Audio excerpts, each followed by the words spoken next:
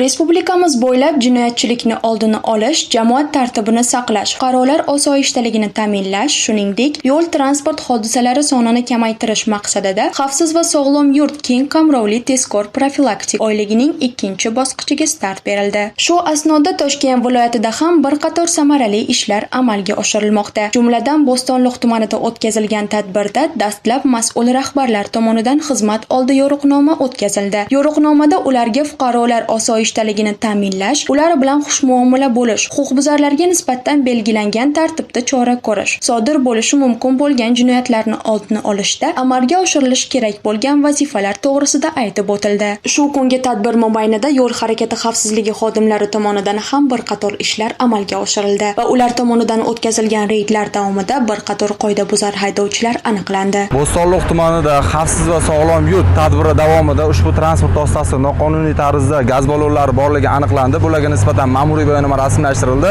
Hozirda saqlash uchun vaqtinchalik jarima maydoniga joylashtirilmoqda. Bo'stonliq tumanida xavfsiz va sog'lom yurt tadbiri davomida ushbu transport vositasini hujjatlarini tekshirish maqsadida to'xtatganda hujjatlari yo'qligi sababli bularga nisbatan ma'muriy bayonnoma rasmiylashtirib, transport vositasini vaqtinchalik jarima maydoniga joylashtirish ishlari olib borilmoqda. Li-9 transport vositasi to'xtatilganda haydovchi ishonchnomasiz avtoulov boshqarib kelganligi aniqlandi.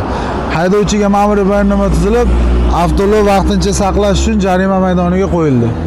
Xavfsiz va sog'lom yurt keng qamrovli profilaktik tadbirida Lada rusumli mashina to'xtatib tekshirilganda ishonchnomani o'z yo'qligi ma'lum bo'ldi va vaqtinchalik jarima maydonchasiga olib ketilmoqda. Shu kungi o'tkazilgan profilaktik tadbir davomida bir qator huquqbuzarliklarning oldi olindi. Bu kabi tadbirlar viloyatning boshqa tuman shaharlarida ham davom etmoqda.